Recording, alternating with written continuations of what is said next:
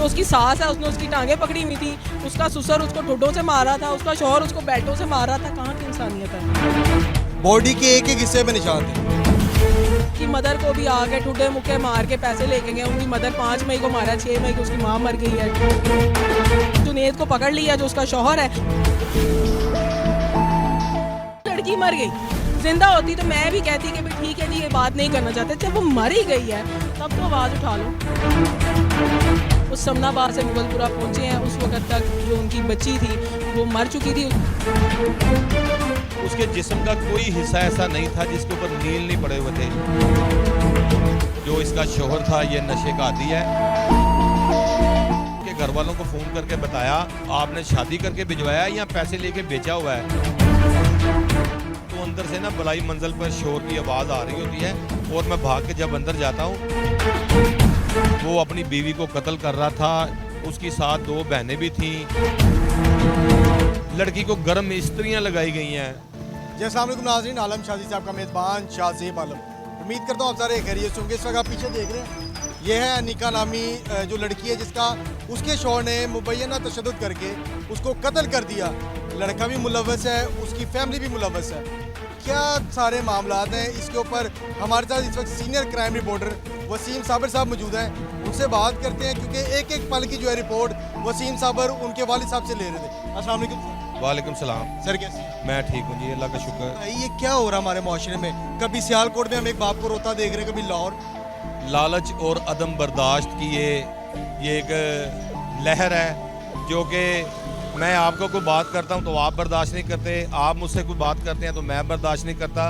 अगर देखा जाए तो जिस तरह से अनीका के साथ जबर हुआ है, जुल्म हुआ है, इसकी एक दास्तान लिखी जाएगी। मैं समझता हूँ कि पहले सियालकोट में जुल्म हुआ वो लोग अभी भूले नहीं, लेकिन लाहौर में ये सिलसिला शुरू हो गया। लाहौर में अनीका की शादी जो है वो, अनीका जो रहती है समनाबाद में, इसकी 3 साल पहले शादी हुई मुगलपुरा में गंज बाज़ार में। जो इसका शोहर था ये नशे का आदी है। और मैं आपको एक बात बताऊं, जो लोग नशा करते हैं ना किसी भी चीज़ का, चाहे वो शराब हो चाहे वो चरस हो, सबसे आखिरी नशा जो है वो आइस का है। आइस की उम्र 3 से 4 महीने होती है, बंदा मर जाता है। आइस की इस्तेमाल करने वाले जो लोग होते हैं वो बिल्कुल किसी चीज़ को बर्दाश्त नहीं करते, ख़त्म, दिमागी तौर पे वो मफलूज हो जाते हैं। और ये जो जुनेद है ये भी नशा करता था और ये नशा बेचता भी था। जब इसकी शादी हुई थी अनीका की, अनीका बहुत खूबसूरत लड़की थी। जब इसको हमने इसकी बॉडी देखी है तो उस तस्वीर के साथ इसका कंपैरिजन कराया जाए तो पता नहीं चलता। हड्डियां रह गई, उसके जिस्म का कोई हिस्सा ऐसा नहीं था जिसके ऊपर नील नहीं पड़े हुए थे। क्योंकि किसी को 1 घंटा या 1 दिन के लिए मारा जाए ना तो वो एक अलग बात है, लेकिन इस बेचारी को रोज़ाना 30 दिन मार पड़ती थी। मोहल्लेदार जो है वो 15 पे कॉलिंग करते थे, लड़की के वालिदैन 15 पे कॉलिंग करते थे। और यहाँ तक कि लड़की ने बड़ा जुल्म बर्दाश्त किया, सिर्फ किस लिए? अपनी 2 मासूम कलियाँ हवा की बेटियाँ जो है बच्चियों के लिए। बच्चियाँ भी थी? इसकी 2 बच्चियाँ भी हैं, जिसकी उम्र एक की कोई तकरीबन 2.5 साल है, एक की उम्र 3 साल है। वो घर वाले इसको कहते थे कि तेरी बच्चियाँ मार देंगे, अपने घर से पैसे मंगवा। आज भी हमारे मुआशरे में बहुत सारे ऐसे बेशर्म बेकदरे लोग मौजूद हैं जो अपने ससुराल फ़ोन करके पैसे मांगते हैं, अपना खर्चा चलाते हैं और एहसान करते हैं कि बच्चियों के पैम्पर्स और इसका दूध का खर्च जो है वो उसके जो है वो घर वाले भिजवाएं। तो इसी तरह से जो शेख शौकत है इसका वालिद, जो आज अपनी बेटी का जो है वो जनाजा अपने कंधे पर लेके जा रहा है, उससे उठाया नहीं जा रहा। किसी भाई के कंधे पे बहन का जनाजा, किसी बाप के कंधे पे बेटी का जनाजा, माँ का जनाजा, ये बड़ी मुश्किल लम्हे होते हैं कि किसी का अपने खूनी रिश्ते का जनाजा अपने कंधों पे लेके जाना। तो उसने बेचारे ने जब ये आज जनाजा उठाया तो उसके आंसू गिर रहे थे। तो उसमें बड़ा जुल्म हुआ है और उसमें बड़ा वाज़ह देखा गया कि जब ये तशद्दुद हुआ तो मोहल्लेदारों ने भी बड़ा साथ दिया। इसके घर वालों को फ़ोन करके बताया कि आपकी बेटी को आपने शादी करके भिजवाया या पैसे लेके बेचा हुआ है। तो उसने कहा कि क्या हुआ? उसने कहा रोज़ाना आपकी बेटी को मार पड़ती है। जो FIR दर्ज की गई है, मेरे पास FIR भी मौजूद है जो 302 में FIR दर्ज की गई है। उसमें FIR के अंदर बड़ा वाज़ह लिखा हुआ है कि जो मुद्दई मुकदमा है वो कह रहा है कि मैं जब जाता हूँ, इसका मुकदमा नंबर भी मैं अपने नाजरीन को बताता चलूँ।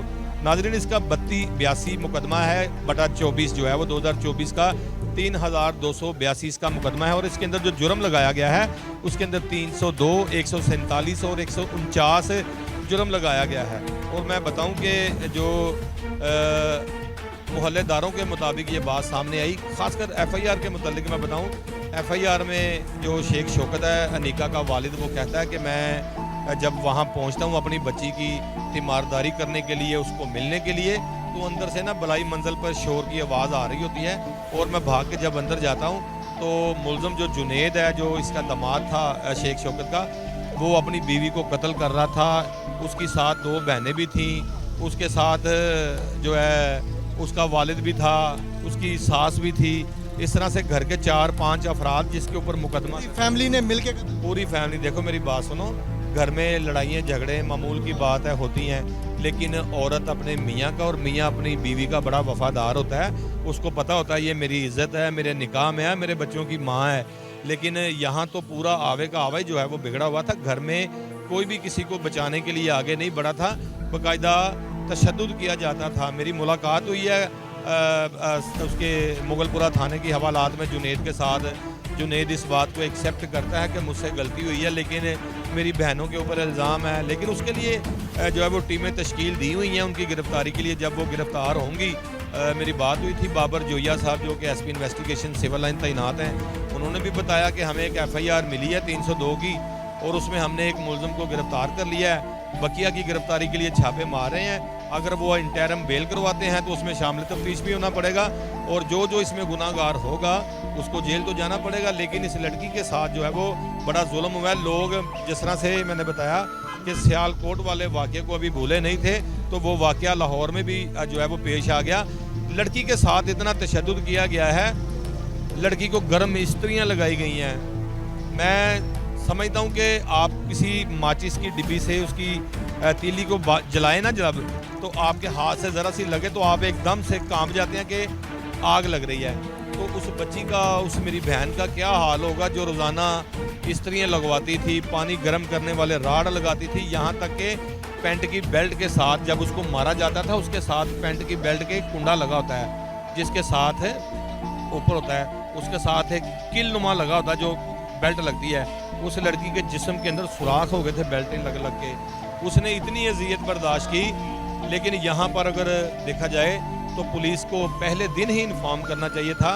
इसलिए कहते हैं कि कोई भी वाक़या हो तो उसकी रिपोर्ट सबसे पहले फौरी करवानी चाहिए, ताकि आने वाले किसी को, आज भी हमारे मुआशरे में बहुत सारी बच्चियाँ जो हैं वो ब्लैकमेल हो रही हैं। किसी ने किसी की वीडियो बना ली है तो उसको ब्लैकमेल कर रहा है। तो अगर मुझे कोई आपकी टेलीविज़न स्क्रीन पर, आपके मोबाइल पर अगर कोई देख रहा है ना, तो उसको चाहिए कि कोई भी वाक़या हो तो फौरी तौर पर 15 पे कॉल करके रिपोर्ट करें। 1787 पर कॉल करें, उसको मैसेज करें, सीधा डायरेक्ट IG पंजाब को जाता है। 15 पर कॉल करें। तो जब हम लोग किसी चीज़ को छुपाते हैं तो तब ये जुर्म जो है वो परवान चढ़ता है। आपने बताया कि पुलिस को मोहल्लेदारों ने पहले भी कॉल करते रहे, तो पुलिस ने इसके ऊपर उस वक्त एक्शन लिया? देखें, पुलिस एक्शन उस वक्त लेती है जब पुलिस को कोई एप्लीकेशन मसूल हो, लड़की की जानिब से, लड़के के भाई की जानिब से, लड़की की माँ की जानिब से।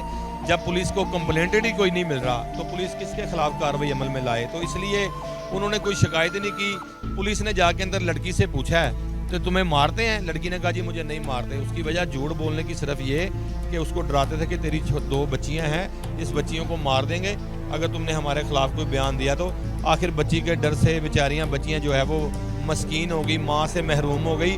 तो पुलिस को चाहिए कि अब इनके खिलाफ जो है वो कड़ी कार्रवाई अमल में लाई जानी चाहिए। अंदर से होके आई हैं, सारे मामला देखे हैं, क्या लगता है कि उसके शौहर ने जो है उसको मर्डर किया या उसकी फैमिली ने? पूरी फैमिली इन्वॉल्व है, ठीक है, पूरा ससुराल इन्वॉल्व है। और अगर मैं आपको कहूँ, ये कहना गलत नहीं होगा कि लड़की ने खुदकुशी की है, ठीक है, मुबैन खुदकुशी, मैं क्यों खुदकुशी की है कि पिछले 2-2.5 सालों से वो लड़की इस तशद्दुद का शिकार हो रही थी। घर वाले लेकर आते थे, उसे समझाते थे कि बेशक तुम्हारी बेटियां हैं, कुछ भी है, मत जाओ, कितना अपने आप को ज़दोकोब करवाओगी, कितना तशद्दुद सहोगी। लेकिन वो लड़की फिर उस घर में वापस चली जाती थी। क्या ये खुदकुशी नहीं है? लड़की जाती है सिर्फ अपने शौहर के लिए जाती हो, शौहर के लिए जाती जब ससुराली, मैं बताऊं जब अपना शौहर अपना नाना हो तो ससुराली भी ससुराल वाले नहीं होते, बहुत कम ससुराल वाले माँ बाप बनते हैं। आप खुद देखें कि वहाँ में जो नंदे हैं वो उसके बाजू पकड़े हुए थे, ठीक है, जो उसकी सास है उसने उसकी टांगें पकड़ी हुई थी, उसका ससुर उसको ठुड्डों से मार रहा था, उसका शौहर उसको बेल्टों से मार रहा था। कहाँ की इंसानियत है? वो कोई गधा थी, कोई जानवर थी, क्या थी वो? और ये एक दफ़ा नहीं हुआ, ये कई बार हुआ। और जब उस पर तशद्दुद किया जाता था, इनको फ़ोन कर दिया जाता था, फ़ोन पे ही उसकी चीखें सुनते थे। अच्छा, वालिदैन उसकी चीखें सुनते थे? वालदैन इसकी चीखें सुनते थे और उसके बाद उन्हें पैसे भिजवाए जाते थे कि ये लो भाई 50,000 लाख रुपया हमारी बेटी को इस महीने के लिए छोड़ दो। उसके बाद जब वो पैसे खत्म हो जाते थे फिर दोबारा से उस पर तशद्दुद किया जाता था, उसकी चीखें सुनवाई जाती थी, फिर इनसे पैसे मांगे जाते थे, फिर जिस्मानी रिमांड किया जाता था, उसे ब्लैकमेल किया जाता था इनके घर वालों को। इसी साल इसकी मदर को भी आगे ठुड्डे मुक्के मार के पैसे लेके गए। उनकी मदर 5 मई को मारा, 6 मई को उसकी माँ मर गई है, ठीक है। उसके बाद जी फिर वो लड़की 2-2.5 महीने पहले भी ये झगड़ा मामला चला है, फिर चली गई है। अब भी फ़ोन करके इसके बाप और चचा को उसकी आवाज़ें सुनाई जा रही थी। जितनी देर में उस समनाबाद से मुगलपुरा पहुँचे हैं उस वक्त तक जो उनकी बच्ची थी वो मर चुकी थी। उसके बाद इन्हें धक्के दिए गए हैं, इन्हें किसी और जगह ले गए हैं, खुद पीछे से गायब हो गए हैं। और उसके बाद इन्हें बताया जाता है जी म्यू अस्पताल के डेड हाउस से अपनी बेटी ले जाएं। म्यू अस्पताल से डेड हाउस से अपनी बेटी ले जाएं। अभी भी उनके वालिद साहब वहीं हैं, पोस्टमार्टम वगैरह कर रहे हैं। और जो बाकी सूरतें आप बता रही हैं कि घर वालों को पता था ऑलरेडी कि बेटी के ऊपर तशद्दुद किया जा रहा है। चाचा को नहीं आ रही कि जो उनके वालिद हैं या चचा किसी 15 को वहीं से कॉल क्यों नहीं गई, लेकिन बाद में उन्होंने कॉल वगैरह की और जुनेद को पकड़ लिया जो उसका शौहर है, लेकिन बाकी खानदान को भी नहीं पकड़ा गया। अलबत्ता FIR वगैरह कर दी गई है। क्या कहते हैं, क्या लगता है बाप को आगे, क्योंकि पूरी कवरेज करके आई है फैमिली जो है उसका चाचा जो वो बात जो बाकी रिश्तेदारान है ना, जो जाके सुलह करवाते रहे, जो महल्लेदारान सुलह करवाते रहे हैं, वही अब बात भी नहीं करने दे रहे हैं, बात उठाने भी नहीं दे रहे हैं। आपके सामने इसी माह में, इन 2-3 माह में हमारे सामने कैसे कैसे वाक़यात आए। सियालकोट में बच्ची का मर्डर, लड़की को जला दिया गया, लड़की का सर काट दिया गया, लड़की के टुकड़े कर दिए गए, लड़की को पंखे से लटका के मार दिया गया, लड़की के ऊपर जो है वो इस तरह पूरे खानदान ने जो अब तशद्दुद किया डंडे सोटों बेल्टों के साथ, ठीक है। कहाँ जा रहा है हमारा माशा? अगर यही लोग हमसे बात नहीं करेंगे, अब तो लड़की मर गई, जिंदा होती तो मैं भी कहती कि भाई ठीक है जी ये बात नहीं करना चाहते। जब वो मर ही गई है तब तो आवाज़ उठा लो, शायद किसी की बच्ची बच जाए, शायद किसी को खौफ आ जाए, शायद ये ससुराली हमारे मुल्क का जो कानून है किसी को इबरत का निशान भी बना दे।